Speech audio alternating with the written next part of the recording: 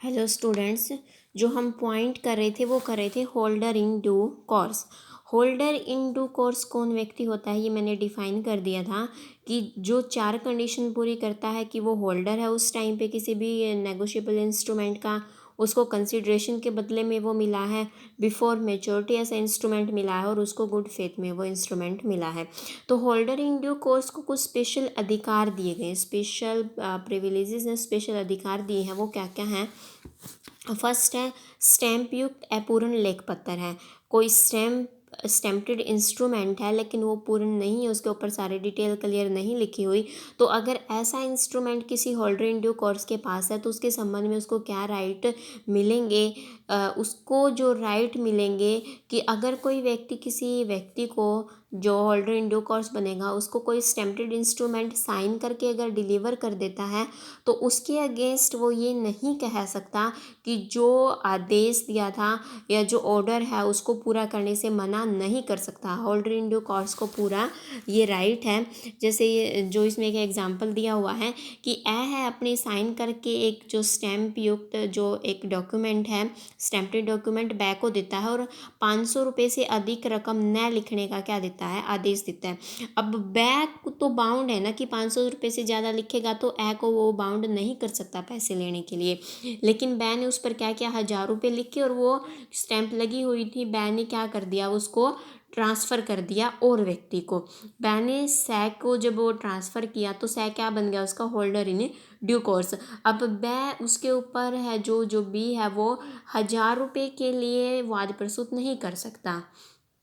किसके ऊपर? ए के ऊपर कोई केस फाइल नहीं कर सकता, क्योंकि यहाँ पे जब इंस्ट्रूमेंट ट्रांसफ़र किया गया था साइन करके स्टैम्प्ड इंस्ट्रूमेंट, तो जो ए है उसने ये बात बोल दी थी, लेकिन जब बी ने 1000 रुपये लिख के सी को ट्रांसफ़र किया, सै को ट्रांसफ़र किया, तो यहाँ पे क्या होगा? ये होल्डर इन ड्यू कोर्स। तो होल्डर इन ड्यू कोर्स के पास राइट है, उसको एक अच्छा टाइटल मिलेगा, उसको पूरी रकम मिलेगी, उसके पास राइट है कि उसको 500 की बजाय क्या मिलेंगे? 1000 रुपये लेने का उसके पास क्या होगा? अधिकार होगा। इसके बाद है पूर्व पक्षकारों का दायित्व। पूर्व पक्षकार जो नेगोशिएबल इंस्ट्रूमेंट के जो पूर्व पक्षकार होते हैं, जिन जिन से भी नेगोशिएबल इंस्ट्रूमेंट ट्रांसफ़र होके आया है, तब तक मैच्योरिटी पीरियड, जब तक उसका भुगतान नहीं हो जाता ऐसे इंस्ट्रूमेंट का, तब तक सारे जो पक्षकार होते हैं वो क्या होते हैं? लाइबल रहेंगे, उस टाइम तक उनके रिस्पॉन्सिबिलिटी रहेगी होल्डर इन ड्यू कोर्स के केस में। इसके बाद है फिक्टिशियस विल।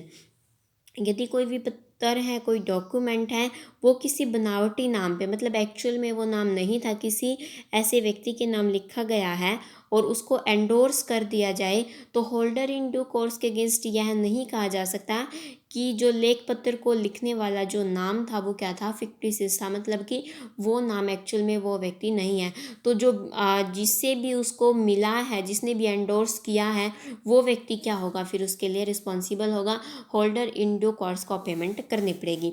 इसके बाद है कंडीशनल डिलीवरी। अगर किसी डॉक्यूमेंट की कंडीशन के साथ डिलीवरी की गई थी, कोई इंस्ट्रूमेंट है जिसके कोई कंडीशन लगा रखी थी, इसके बाद उसको ट्रांसफ़र किया गया है और अभी वो जो डॉक्यूमेंट है वो किसके पास है? होल्डर इन ड्यू कोर्स के पास, तो उसके ऊपर इस कंडीशन का कोई फ़र्क नहीं पड़ेगा। होल्डर इन ड्यू कोर्स तो जो लाइबिलिटी है वो पूरी करनी पड़ेगी। इसके बाद है समस्त दोषों से विमुक्त विलेख।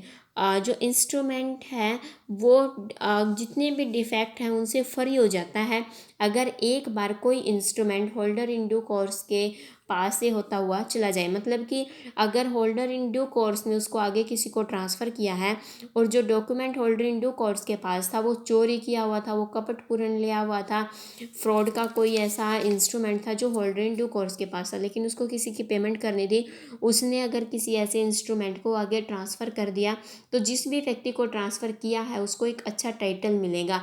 उसका जो टाइटल होगा वो ख़राब नहीं होगा, चाहे उसको पहले से भी क्यों ना पता हो कि जो इंस्ट्रूमेंट है वो किस तरीके से, गलत तरीके से लिया गया था। इसमें एग्जाम्पल में भी लिखा हुआ है कि लेख पत्र का जो बेचान किया जाएगा, जब उसको ट्रांसफ़र किया जाएगा, एंडोर्स किया जाएगा, अगर कपट से प्रेरित होकर, मतलब फ्रॉड से लिया था वो, और वो किसके पास था, होल्डर इन ड्यू कोर्स के पास। अब होल्डर इन ड्यू कोर्स ने अन्य व्यक्ति को वो जो डॉक्यूमेंट है वो क्या कर दिया, ट्रांसफ़र कर दिया। तो जब भी अन्य व्यक्ति के पास जाएगा तो जितने भी डिफेक्ट थे उनसे क्या हो जाएगा, वो फ्री हो जाएगा। इसके बाद गैर कानूनी तरीक़ों से या गैर कानूनी प्रतिफल के बदले में अगर विलेख प्राप्त किया है तो होल्डर इन ड्यू कोर्स को इसका कोई इफ़ेक्ट नहीं होगा। अगर कोई व्यक्ति होल्डर इन ड्यू कोर्स को ये कह के नहीं बच सकता कि हमने तो फ्रॉड से ऐसे इंस्ट्रूमेंट को पाया था और आपको दिया है, अगर पेमेंट नहीं होती है तो होल्डर इन ड्यू कोर्स उसके अगेंस्ट वाद प्रस्तुत कर सकता है। इसके बाद है प्रत्येक धारी यथाविधिधारी होता है।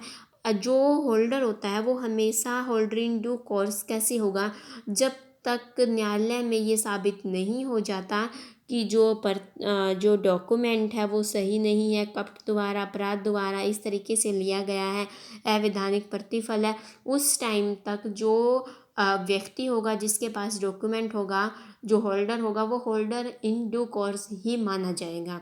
इसके बाद है कि जो विलेख है, कोई भी डॉक्यूमेंट है, उसकी जो मूल वैलिडिटी होगी, ओरिजिनल वैलिडिटी, उसको निकालने पर निषेध। ऐसी कोई भी इंस्ट्रक्शन नहीं है।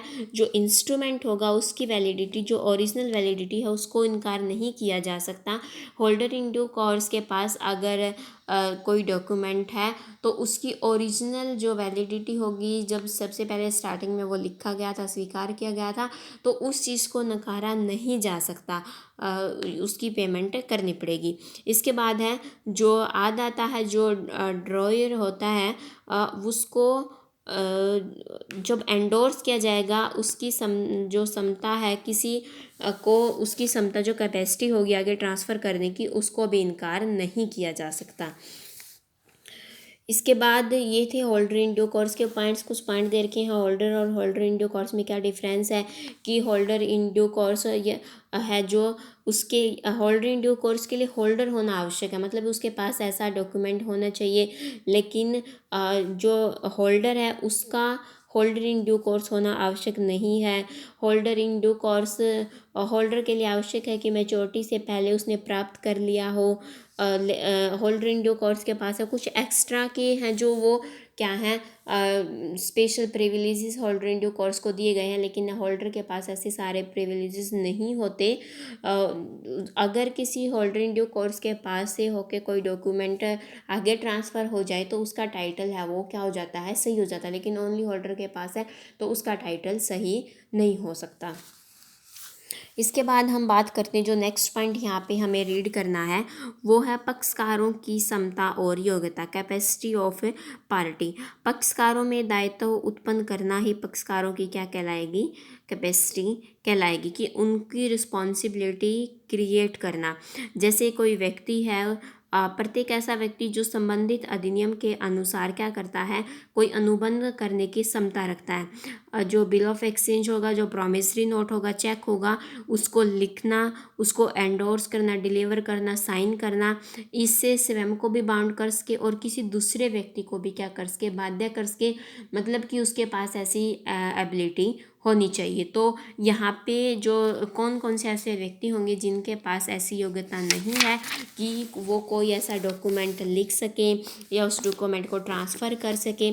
जो अब हमने अधिनियम पढ़ा था, एक्ट पढ़ा था, इंडियन कॉन्ट्रैक्ट एक्ट 1872, उसमें क्या था कि इंडियन कॉन्ट्रैक्ट एक्ट में कोई व्यक्ति कॉन्ट्रैक्ट कब कर सकता है, उसकी कुछ कंडीशंस थी कि वो व्यक्ति माइनर नहीं होना चाहिए, मतलब मेजर है, वो स्वस्थ माइंड का होना चाहिए, और लॉ ने उसको डिसेबल नहीं किया था। कानून के अनुसार वो अनुबंध करने के अयोग्य नहीं है, मतलब वो योग्य है। तो यही व्यक्ति क्या कर सकते हैं, अनुबंध कर सकते हैं। तो ऐसे ही व्यक्ति किसी कोई बिल ऑफ एक्सचेंज होगा, कोई प्रॉमिसरी नोट है, चेक को लिखने का, स्वीकार करने का, या उसको एंडोर्स करने का, डिलीवर करने का, साइन करने का अधिकार भी इन्हीं व्यक्तियों के पास होगा जो ऊपर वाली कंडीशन पूरी करते हैं।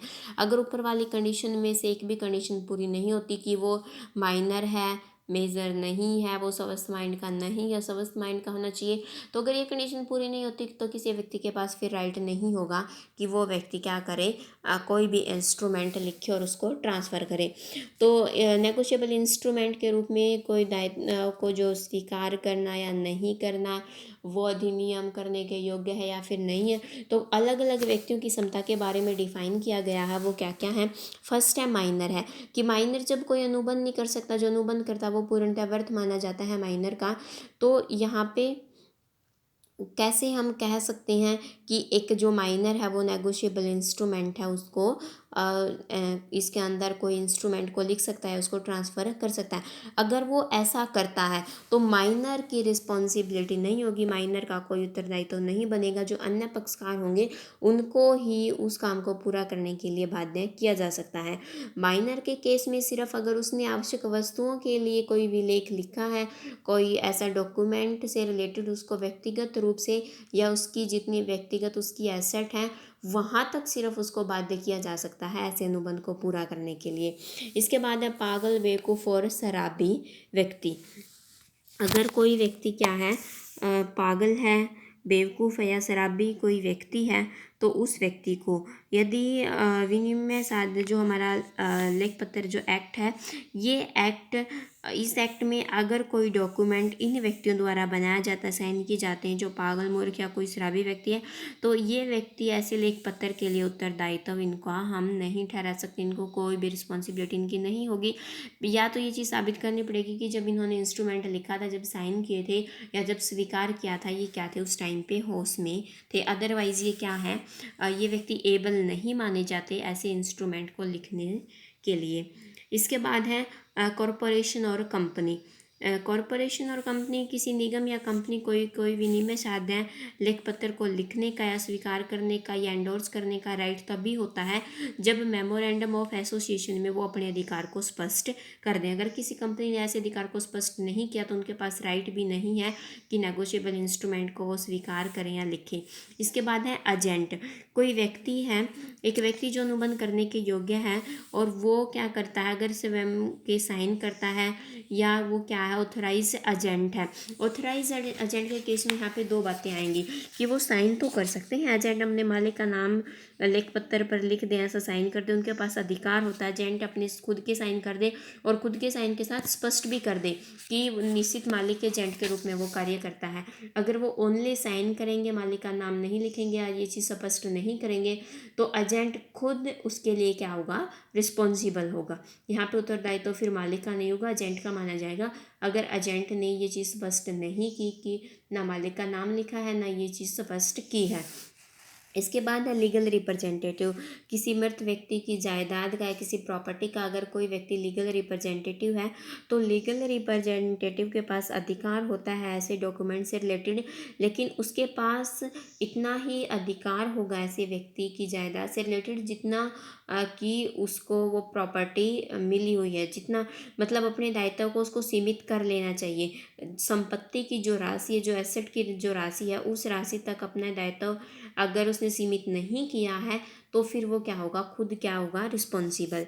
Joint Hindu family. Joint Hindu family में कर्ता की ओर से जो विनिमय साधा लेख पत्र है उसको क्या किया जाएगा, साइन करेगा तो कर्ता ही क्या होगा, उसके लिए रिस्पॉन्सिबल होगा। वैसे कई केसेस में कई डिसीजन आए हैं। कंक्लूड हम कर देते हैं इस बात को, अगर जॉइंट हिंदू फैमिली में किसी नेगोशिएबल इंस्ट्रूमेंट पे साइन सिर्फ कर्ता के हैं तो वहाँ पे सिर्फ कर्ता ही लाइबल होगा उसके लिए।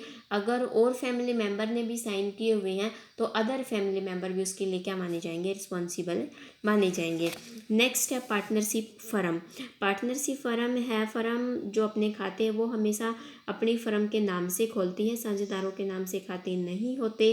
पार्टनरशिप डीड जब लिखी जाती है तो उसकी कॉपी एक बैंक में दी जाती है कि बैंक में साझेदारों के नाम, पते, किस टाइप का बिजनेस है, साझेदारों के नाम या हस्ताक्षर, तो चेक या जो कोई डॉक्यूमेंट है उसके ऊपर किसका अधिकार दिया गया है, हस्ताक्षर करने का अधिकार रखते, तो इन सब बातों का उसके अंदर विलेख किया जाएगा और एक कॉपी किसको दी जाएगी, बैंक को दी जाएगी।